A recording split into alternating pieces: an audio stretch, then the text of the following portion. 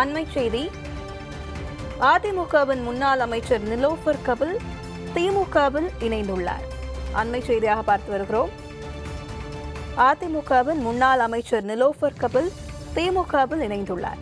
திருப்பத்தூரில் திமுக வடக்கு மண்டல வாக்குச்சாவடி குழு பயிற்சி மாநாட்டில் முதலமைச்சர் மு.க.ஸ்டாலின் தலைமையில் நிலோஃபர் கபில் திமுகவில் இணைந்துள்ளார். 2016 வாணியம்பாடி சட்டமன்ற தொகுதி அதிமுக உறுப்பினரான இவருக்கு 2021 வாய்ப்பு மறுக்கப்பட்டது குறிப்பிடத்தக்கது. அதிமுக ஆட்சியில் தொழிலாளர் நலத்துறை அமைச்சராகவும் பொறுப்பு வகித்தவர் நிலோஃபர் கபில் என்பதும் குறிப்பிடத்தக்கது. தற்போது அவர் அதிமுகவில் இருந்து வெளியேறி திமுகவில் முதலமைச்சர் மு.க.ஸ்டாலின் முன்னிலையில் இணைந்துள்ளார். அண்மை செய்தியாக பார்த்து வருகிறோம். அதிமுகவிலிருந்து இன்று விலகுவதாக எடப்பாடி பழனிசாமிக்கு நிலோஃபர் கபில் கடிதம் அனுப்பியிருந்த நிலையில் தற்போது அவர் முதலமைச்சர் மு.க.ஸ்டாலின் முன்னிலையில் திமுகவில் இணைந்துள்ளார். மாஜி அதிமுகவினர் திமுகவில் தற்போது தஞ்சம் புகுந்து வருகின்றனர். அண்மை செய்தியாக பார்த்து வருகிறோம். அதிமுகவின் முன்னாள் அமைச்சர் நிலோஃபர் கபில் தற்போது முதலமைச்சர் மு.க.ஸ்டாலின் முன்னிலையில் திமுகவில் இணைந்துள்ளார்.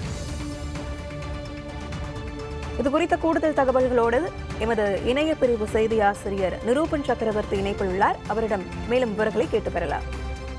தமிழக அரசியலில் தேர்தல்கள் நெருங்கும் வேளையில் கட்சி தாவல்களும் அரசியல் மாற்றங்களும் இயல்பான ஒன்றாக மாறிவிட்டன. அந்த வகையில் சமீபத்தில் திமுக மற்றும் தாவேகாவில் பல்வேறு கட்சியினர் தொடர்ச்சியாக இணைந்து வரும் சூழலில் சமீபத்தில் திமுகவில் இணைந்த அன்வர் ராஜா, மைத்ரேயன், மருது அழகுராஜ், மனோஜ் பாண்டியன், சுப்புரத்தினம், வைத்தியலிங்கம் என வந்த வண்ணம் உள்ள நிலையில் தற்போது முதலமைச்சர் மு.க.ஸ்டாலின் முன்னிலையில் திமுகவில் இணைந்தார் அதிமுக முன்னாள் அமைச்சர் நிலோஃபர் கபில். இவர் 2016 ஆண்டு வாணியம்பாடி சட்டமன்ற தொகுதியிலிருந்து தேர்ந்தெடுக்கப்பட்ட இவர் தொழிலாளர் நலத்துறை அமைச்சராக பொறுப்பு வகித்தார். மேலும் அந்த காலகட்டத்தில் அப்போதைய வணிக வரித்துறை அமைச்சர் கே.சி. வீரமணிக்கும் இவருக்கும் இடையே நிலை வந்த அதிகார போட்டி மாவட்ட அரசியலில் பெரும் அதிர்வு ஏற்பட்டது. தொடர்ச்சியாக 2021 சட்டமன்ற தேர்தலில் இவருக்கு போட்டியிட வாய்ப்பு மறுக்கப்பட்டது. மேலும் கட்சிக்கு எதிராக செயல்பட்டதாக கூறி அதிமுகவின் அடிப்படை உறுப்பினர் பதவியிலிருந்து இவர் அதிரடியாக நீக்கப்பட்டார். இடைப்பட்ட காலத்தில் அவர் மீது வேலை வாங்கி தருவதாக கூறி புகார்கள் எழுந்த போதும் அவர் அவற்றை சட்ட ரீதியாக சந்திப்பதாக கூறி பொதுவாழ்ந்து சற்று ஒதுங்கியிருந்தார்.